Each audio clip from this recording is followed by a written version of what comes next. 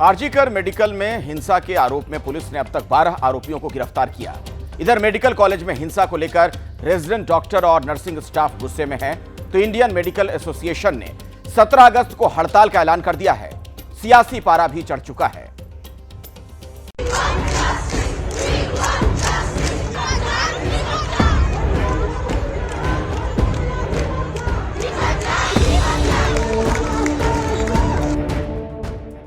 सड़क पर medical student,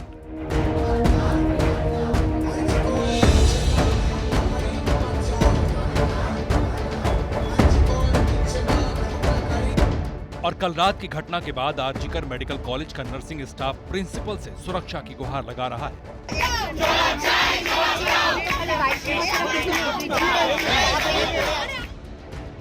medical college में दंगाइयों की तोड़फोड़ के बाद आरजीकर मेडिकल कॉलेज का नर्सिंग स्टाफ सुरक्षा की डिमांड कर रहा है।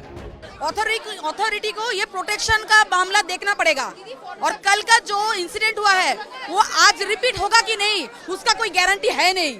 तो इन लोगों को यहाँ से जाने से पहले वो इंश्योर करके जाना होगा, नहीं तो इसको छोड़ेंगे नहीं हम। इधर आरजीकर मेडिकल कॉलेज में रात में हिंसा को देखते हुए आईएमए ने हड़ताल का ऐलान कर दिया है। आईएमए ने 17 अगस्त सुबह 6 बजे से हड़ताल का ऐलान किया है। हड़ताल में सरकारी अस्पतालों के साथ ही निजी अस्पतालों के डॉक्टर भी शामिल होंगे, यानी अब डॉक्टर्स और मेडिकल स्टाफ आर पार के मूड में है।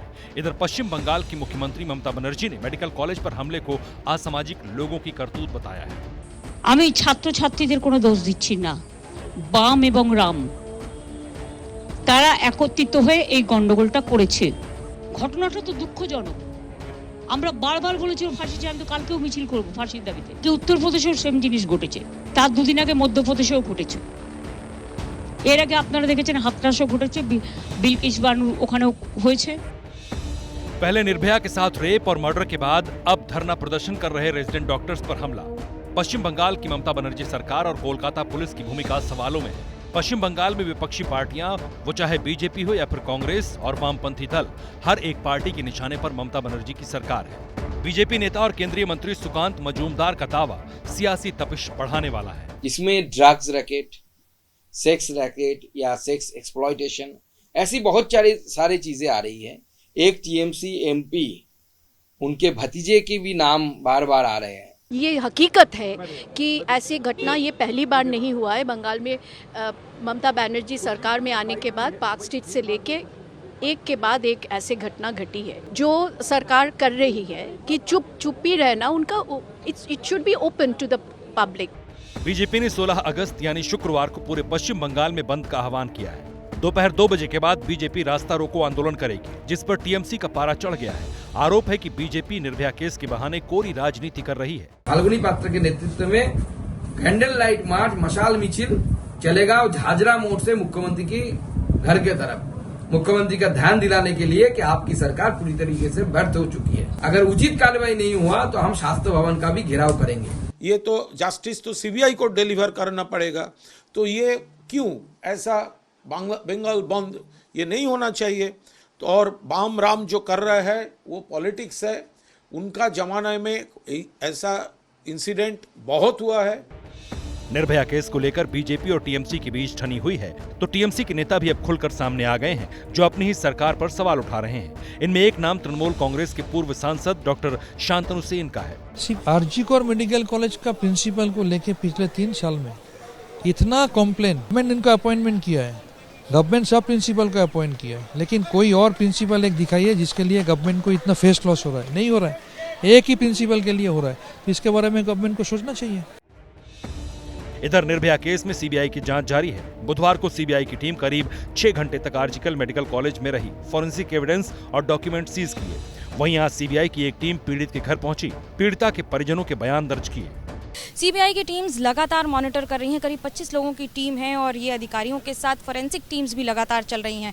फोरेंसिक इसलिए ये जानने के लिए कि मौका वारदात पर क्या क्या परिस्थितियां रही हैं। माना जा रहा है कुछ इलाकों में वहाँ अस्पताल में दीवार तोड़ दी गई है, सेमिनार हॉल के आसपास काफ़ी क्षतिग्रस्त हुआ है। कितना क्षतिग्रस्त हुआ है और क्या उससे इन्वेस्टिगेशन पर कोई असर पड़ेगा कि नहीं, ये फिलहाल सीबीआई तय करेगी। सीबीआई की ओर से आरजीकर मेडिकल कॉलेज के कई डॉक्टर्स और मेडिकल स्टाफ को भी पूछताछ के लिए बुलाया गया। उनके बयान भी दर्ज किए गए। वहीं रेप के आरोपी संजय रॉय को लेकर उसके रिश्तेदारों ने बड़ा खुलासा किया। संजय रॉय के एक रिश्तेदार ने बताया कि वो रोज शराब पीता था, लड़कियों को फंसाकर उनसे शादी करता था, फिर कुछ दिन बाद मारपीट करके छोड़ देता था। कहने का मतलब शादी करके लाया, 2 दिन 4 दिन 5 दिन ठीक रहा, उसके बाद में अब उसको नहीं रखने का इच्छा है तो उस मैंने सब कुछ हो जाने के बाद 5 दिन 2 दिन 15 दिन का बाद शुरू हो जाता था झगड़ा। और मारता भी था? हाँ, मारता भी था। 1 साल में बदल देता था लड़की। आरोपी संजय रॉय की 4 बहनें हैं। उसकी बड़ी बहन ने पहचान न बताने की शर्त पर बताया कि पिछले 15 साल से उसकी संजय रॉय से बातचीत नहीं है। आरोपी की बड़ी बहन ने संजय को शराब की लत की पुष्टि की है। बहुत पीता है, ये सुनने में एक चीज नहीं कि बहुत शराब पीता है। कभी कोई मारपीट की घटना? नहीं, मारपीट हम कभी। अच्छा। गौर करने वाली बात यह है कि शुरुआती जांच में सामने आया था कि वारदात की रात आरोपी संजय रॉय शराब पीने के लिए मेडिकल कॉलेज में दाखिल हुआ था, जहां उसने पीड़ित के साथ रेप और मर्डर जैसे जघन्य अपराध को अंजाम दिया।